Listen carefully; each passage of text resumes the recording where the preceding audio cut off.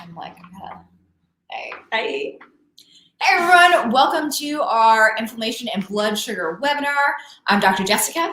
And I'm Dr. Tiffany, and today we're just going to run through diabetes and how to prevent it and how to reverse it. Awesome. Let's get started. So we just wanted to mention what inflammation is. Let me throw that up.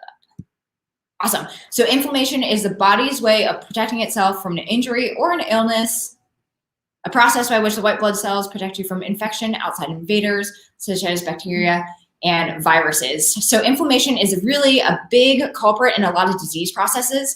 It has been linked with cancer, heart disease, and then diabetes, which is our main focus of today. Diabetic epidemic. Diabetes is a huge factor in the US. Let me skim over to the words so I can read you the stats. So 30, not 3, there's a typo, 30.3 million Americans have diabetes, and 7 of them, 7.2 million people don't even know that they have type 2 diabetes. Just so you know, these stats are for type 2 diabetes. It affects people of all ages. It is costly to have diabetes. Very. $245 billion a year, according to stat in 2012. That's an average of 13,000 per person a year. We could buy a car, guys. Yeah, and that stat is from 2012, so I can only imagine it's gone up over time. And the crazy part is that we can do something to help ourselves, maybe bring down our glucose numbers, or even potentially get rid of the disease process altogether. So let's run through a few more things that will help us. Just some of the underlying causes, again, poor diet, overweight, high levels of inflammation, sedentary lifestyle. A lot of these things you guys already know, even high amounts of stress, family history of diabetes, blood pressure, heart disease. So there are some underlying factors, but everything that we talk about today, especially with the nutritional changes, can help a lot of these underlying factors. How do we go? Yeah, there we go.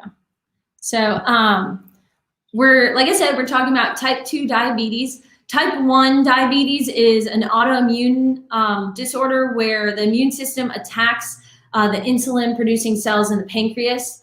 And that's a little bit different because it is an autoimmunity. Type 2 is more lifestyle genetics. So with type 2, you may have family members who have had diabetes, and so it can be genetic. But remember, genetics is kind of like a loaded gun, and it's your lifestyle that's really going to pull the trigger. So you don't have to get diabetes just because your parents have had that. Think of it like this. Insulin comes from your pancreas, which is near your digestive system.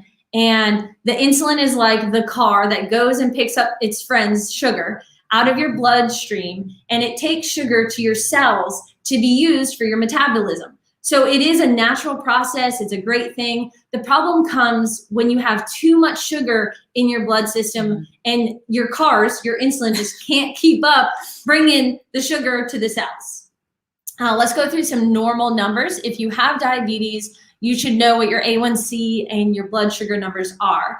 So A1C is what you get through your blood work.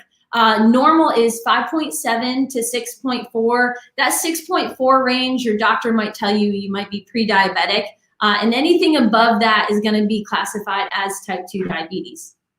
Fasting blood sugar, now that's where you take your blood sugar in the morning before you eat. That should be between 70 and 99 on your reader. If it's above 100, that's going to get more into a higher blood sugar level.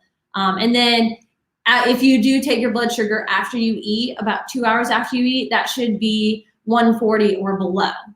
Whoop.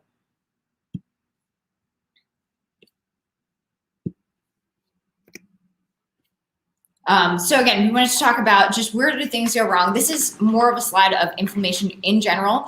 But again, if you can lifestyle your way into something, you can have the power to lifestyle your way out of it. And so fatigue is a common thing when it comes to just a chronic inflammation issue. Poor nutrition, we all know that having too much sugar, too much carbohydrates, and processed foods, less nutrient dense foods, can lead to poor health overall, lack of movement. And we're not just talking about like going out to go for like a 5-mile jog or whatever it is, but like even just not getting enough steps in the day, because a lot of us are stuck at home these days. Maybe simple movement as like walking around the house, walking up and down the steps, getting outside, especially on a day like today where it's nice and sunny. Having a lot of stress in our lives. Again, being home over the past year has probably created more stress for some people internally. And then the last two right there, the joint injuries and ongoing pain, that's more related to just a chronic inflammation thing, not necessarily diabetes, but chronic inflammatory processes happening in the body. But again, all of these things we can control, they're within our control, and we have the power to do something about it. Some action steps, we're gonna go through what to remove, how to incorporate some life-giving foods and supplements, chiropractic care, what nerve supplies the pancreas, supplements and exercise, and what specifically can help you best. So things you want to eliminate. So we'll start with the foods to eliminate, because maybe it's a little bit easier to get rid of things first, but it's also, I don't know, it's also easier to add things sometimes. But foods to just be aware of and eliminate: bad foods, processed foods, foods high in sugar. Again, wheat has a higher glycemic index than white sugar, so meaning it will spike your insulin levels much more than white sugar would. Like a piece of bread. Like a piece of wheat bread. Or white bread. There you go. So also getting rid of sugars. When we're that bottom one, look at your ingredients. You'll want to look for these names, other names for sugar. Like packages don't always come with just sugar. There's like corn syrup or corn sugar, high fructose corn syrup, maize corn syrup, tapioca syrup, even fructose, which is a fruit sugar, can also break down into your body as sugar. So we also have MSG listed. MSG, which the long names there, monosodium glutamate. That origin of that name actually comes from umami, which means savory, which also can be addictive. So those, like if you've ever had a bag of chips and then you're like, okay, I'm gonna have a couple and put them away, but then you look down and you've already eaten a whole bag of chips. That is because of the MSG in there. It keeps you coming back for more. So there are a few names for MSG. There's actually a lot of names. We have a few on the list here. There's actually more than what's on here. Biggest thing is the gelatin listed, glutamate, maltodextrin. Natural flavor is in a lot of things. I try my best to avoid it when I can, but that's gonna come back to reading those labels when you pick anything up from the store. Yes. And so, yes, again, just be aware, read your labels, actually turn it over and look at the ingredient list, not necessarily the nutrient breakdown of like, this has so many carbs or fats in it. We're talking about like what the product is actually made out of. So we'll start adding in some good things to help your body, including resistant starches. These resistant starches actually help just slow down the uptake of insulin in your body. Resistant starches also help they'll ferment in your gut, and they actually end up as a prebiotic, meaning it will feed your good bacteria in your body. Yes, so we want to add in resistant starches, things such as aramith, kavasa, chickpeas, millet, and another one is actually green bananas, which is a little funky, but green bananas are actually really good resistant starch. These resistant starches come as flours, so you could bake with them. They also make cereals out of these. If you love cereal and you're not ready to give it up yet, there are things, there are cereals created out of these as well. Aim to eat every 3 to 5 hours, smaller portions. And when you're increasing your fiber intake, you want to have about, if you weigh your food, you want to have about 21 grams a day or more. Great sources of fiber are berries, apples, broccoli, avocado. It is very beneficial to eat something raw with your meal, not just all cooked. So if you can have berries with your meal, it helps your body digest it better and not spike your blood sugar as much with that meal. That could also be lemon in your water as well. That's awesome. Some other things that you'll want to just consider, just to keep your blood sugar levels just more stable throughout the day, is aiming to have a good protein with every meal. So grass-fed beef, free-range chicken, free-range eggs. You'll also want to have that fiber that we talked about. So the berries, apples, broccoli, avocado, anything like that. And then also just making sure that you're having good healthy fats. So nuts and seeds, avocado oil or coconut milk, but fatty, and all of that will help stabilize your blood sugar levels throughout the day. So with diabetes, I'm not gonna lie, it's hard when you're addicted to sweets, or you've come from a family where you grew up eating dessert after your dinner or your meals. It's hard just to go cold turkey off sweets. Yeah, and we both know that. We don't have, we have been sugarholics, and we come from families that have loved sugar. So we understand the struggle with that. So we've created a list of some alternatives and some of our favorites. I know Dr. J loves berries with yogurt. If you're still converting and coming off some sugar, you could sprinkle some honey on that as well. Lily's dark chocolate. Lily's is a brand. Whole Foods sells it. A few other places sell that chocolate. Harris Teeter. It is chocolate made without sugar. It's made with stevia instead. They even sell the chocolate chips to put in if you're making chocolate chip cookies. Yes. With a good flour. Chia seed pudding, there's recipes. You can Google those. You leave it overnight. The chia seeds turn into a pudding. One of my favorites is avocado and chocolate pudding. Sometimes you can mash up some avocado, put our chocolate protein in there if you want, or they have raw cacao and milk. You whip it up and refrigerate it. It's great. I love it. Also, one of my favorite snacks that I did not list is a Granny Smith apple and either almond butter or cashew butter. Both of those over time end up having a sweeter taste. So it's all about changing your taste buds and your mindset when it comes to things. What I mean is it's not going to happen overnight. You're not going to love the tart Granny Smith apple right away. You're not going to love maybe the Lily's chocolate bar with stevia flavoring because it's just different. But give yourself time, right? A couple of weeks for those taste buds to really start to change. And over time, a Granny Smith apple will actually start to taste sweet instead of more tart. And you'll enjoy dipping in things like even the chia seed pudding, or even making the chocolate pudding to dip like apples in or berries in is a phenomenal thing to do, especially for dessert, because that's probably one of my favorite times of day is nighttime and dessert. Sugar alternatives are, so there's 4 listed: monk fruit and stevia. They're not going to spike your blood sugar. They're great to bake with, put in your coffee if you're still trying to wean off sugar in your coffee. The bottom 2, dates and maple syrup, they still have sugar in them. They still are natural forms of sugar that could spike your blood sugar, but not as much as a white sugar or processed sugar. So you could bake with those as well. It's all about baby steps. Just one choice. Sometimes what I've chose to do is keep the healthier options in the house. Yes. And that way I don't have the option to go to grab Not something tempted. that, not as tempted. So I have to have the healthier option. All right. Let's put it bigger so it can read. Perfect. So natural blood sugar lowering options.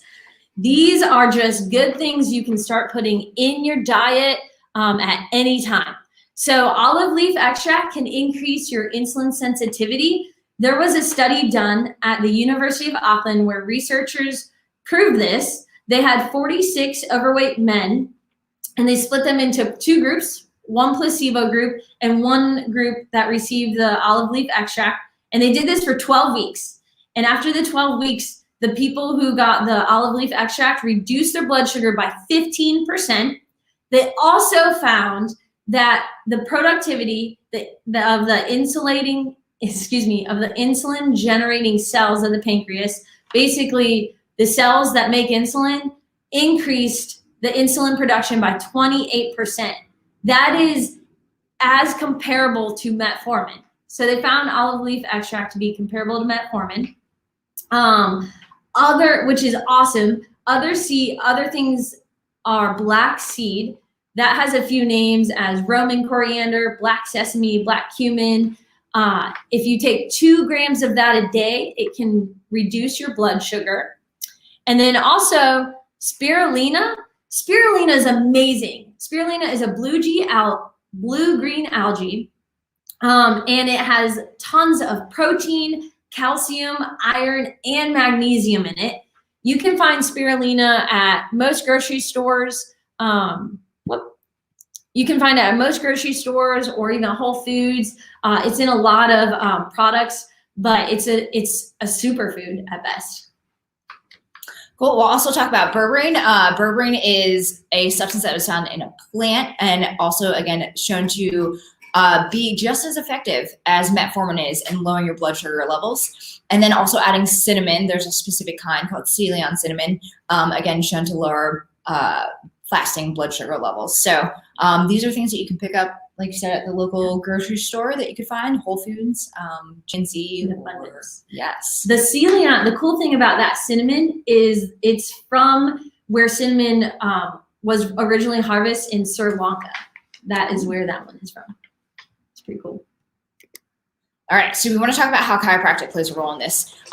If you're not a patient here at the office, just basics on chiropractic care and the way that the nervous system works, right? Your brain has to send a signal down your spine, out your nerves, to every organ in the body. So for example, for your cardiovascular system to work, for your respiratory system to work, or your digestive system to work, you have to have those brains send the signals without any sort of interference or interruption, right? So the problem happens when there is a bone that shifts out of place, it's putting pressure on the nerve, wherever that nerve goes is gonna affect that organ or tissue, right? So if there's a pressure on the nerve that's going to your pancreas or your endocrine system, it's gonna start to shut down the endocrine system or pancreas function so that it's not working as well, right? And if we leave that pressure there for days or weeks or years at a time, that function over time is gonna become less and less and less, right? So chiropractic care, the nerve at T7, which is going to be in your mid-back, is the nerve that actually goes to your pancreas. And if you get adjusted along with making these nutritional changes of not eating as many carbs and sugars and processed foods, all of that combined with actually turning on your body a little bit more, allowing your pancreas to create more insulin, can help you start to lower your blood sugar more naturally, which is really cool. It's really cool. I have a story. She might be watching, I'm not sure, but we had a patient who came in about 3 months ago, and she is the definition of a caretaker, and she decided to take care of herself. So she came in, she's been under chiropractic care, and her A1C was at a 12, and then she's actually, in those 3 months, naturally got it down to 9. Her blood sugar levels in the morning were 150, and now she's gotten them down below 130 consistently. Her doctors originally wanted to put her on medicine, but she didn't want to do that. She wanted to do it naturally, and she is continuing to do an amazing job at reversing her diabetes through lifestyle changes, and that's why we do what we do. That's why we love this stuff. If you guys didn't know, we actually started a nonprofit last year. And our nonprofit, it's because of stories like this, and that's why we started it. And we want to and we want to change starting here in Winston, make changes like that. So while there's access to medicines and other resources, we notice that there's not actually access to holistic chiropractic care or holistic options. So what we're doing is we're making chiropractic care and holistic options more accessible to those who can't be reached. We're excited to do that. If you ever feel led to donate, we do have a PayPal account for that. And if you want to help us tell more stories like the one I just mentioned, we love to hear them.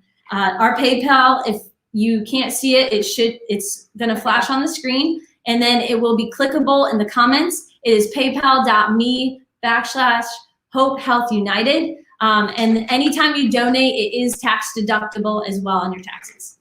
I see some questions that we had over on the side. Roberta, we just commented on how to get rid of diabetes without medications. So get rid of that mess. Yes, like That's right, literally girl. just by making some changes. Type 1 diabetes is a little bit different than what we're talking about with type 2 diabetes because type 2 is more lifestyle induced versus type 1 being a little bit more it's autoimmune. autoimmune. So some of these steps will help, but it is a little bit of a different Type 1, to answer that question with autoimmunities, that's going to be more of a source that we have to look to the gut and look at gut health, and it'll take some time. So that's definitely something we can talk about. And then as far as honey goes, honey is kind of in that same category as maple syrup and dates, where it's a better natural alternative than white sugar. But again, I would still limit it if you are trying to decrease your sugar intake or watch your glucose or insulin levels. Yeah. So a definitely good alternative, but the best would be the monk fruit or the stevia. Supplements. This is a great place to start. The dietary stuff can be hard to change. It's hard to eliminate. I always tell people, definitely start putting good in. If you don't know where to start here. It's easy just to take a good supplement. So the 3 things we have listed here, the glucose support is a supplement we have in the office. The apple cider vinegar drink we'll go through here in a minute with the ingredients on the next slide. And then curcumin. Curcumin is also a great supplement to start taking as an anti-inflammatory. Glucose support, to start with that one, has some awesome ingredients. My favorite ingredient in glucose support, it's amazing. It's called Gemina. It comes from a shrub from India, Africa, and Australia. That's where it's found. Anyways, what it does is it blocks the sugar cravings you have by blocking the receptors on your tongue. So it blocks the sugar receptors. That's pretty cool. And it decreases your sugar cravings. So that's in there. Ginseng's in there, which is an anti-inflammatory as well. You also have the fenugreek, which helps to slow the absorption of like carbs and sugars, and then as well as the berberine. So there's a couple of really good key ingredients in that glucose support. If you are dealing with diabetes, it shouldn't mess with any medications or anything like that. You can take it at the same time as you're changing your nutrition. Yeah. I would like to say, like, nutrition first, start to make some of these nutritional changes, and then as you need help along the way, start adding these things in. Yeah. Let's just talk about curcumin, and then we'll go to the next slide. But curcumin is a natural anti-inflammatory. So again, the cause of a lot of chronic disease processes is inflammation. Curcumin is going to be one of the best and natural ways to actually start to decrease the inflammation levels in your body. What curcumin also does is help regenerate the cells that produce insulin. So it will help you make new cells that help insulin grow. So it can do that. And then apple cider vinegar is also a good anti-inflammatory. Here's our recipe. 1 glass of warm water. I say to drink it like a tea. It goes down easier because, it's vinegar. It's hard. 2 tablespoons of apple cider vinegar, 2 tablespoons of lemon juice. Lemon juice will help get your metabolism going to digest this quicker. Half to a teaspoon of ginger, again, anti-inflammatory. 2 to 3 drops of liquid stevia if you'd like. You don't have to use the stevia. And then if you can handle it, a dash of cayenne pepper. What cayenne pepper does is it opens up your arteries. If you were listening to Dr. Nixon last week, he spoke about pepper being a vasodilator, which means it opens up your arteries, and that allows insulin to go and grab glucose out of your blood sugar much easier. So I do this in a little bit of water every single morning. I think it takes a little bit of getting used to, especially the vinegary, sour taste. But you can also actually do this recipe at night as well. And that apple cider vinegar will help with your fasting blood glucose levels in the morning. So doing this at night. And then I also I tried this last night for myself, just so I could tell you all about it, but adding a bag of chamomile tea to make it more like a tea to help my body rest more at night. So then the next morning, again, my blood glucose levels were a little bit lower. And I actually woke up with a little bit more energy today. So it was really great. Last thing, getting more movement. Exercise. First of all, I like to always say, start where you can, start with something you enjoy, because you will do it more often if you're enjoying it. So true. Don't force yourself to do something you don't like. But there is some research with some of the exercises listed. So HIIT, what that is it's high intensity interval training. It's best to do that for 30 to 45 minutes every time you do it for 3 to 5 weeks. Research has shown that is the most effective in decreasing belly fat and also improves glucose metabolism. So HIIT is going to be the best for diabetics. what you're doing in a HIIT workout is you're working as hard as you can for like 30 to 40 seconds, and then you rest for like 10 to 20 seconds, and then you do it again. It's one of my favorite workouts that I like to do as well. Strength training is fun, just because you can get stronger. Strength training also can help with women with osteoporosis. And then yoga and meditation. Yoga and meditation can increase memory and learning, and even emotional intelligence as well. We saw something on yoga last week or a couple weeks ago where it can actually help the breathing process of yoga. So Dr. Nixon last week talked about box breathing as well, but the breathing as you do in yoga with the deeper breaths can actually stimulate some stem cells in your body, which are good for regeneration and repair, which is pretty amazing just by stretching a few minutes a day. Stem cells are those cells that keep you looking and feeling younger. Thanks for joining us, guys. If you have any questions for us, I think we answered the ones that were up there. Yeah, if you have any questions, let us know. Type them in the chat and we'll get back to you. Thanks for joining us today, and we'll see y'all next time.